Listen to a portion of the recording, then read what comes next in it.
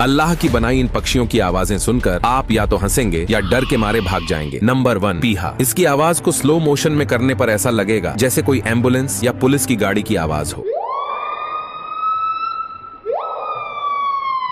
Number 2, white bellbird. ये अगर किसी शहर में जाकर आवाज लगाया तो शहर के लोगों की रूह कांप जाएगी, क्योंकि इसकी आवाज बिल्कुल एक वार्निंग सायरन की तरह है।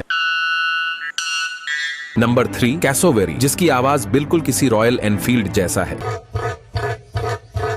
बेशक अल्लाह जबरदस्त बनाने वाला है।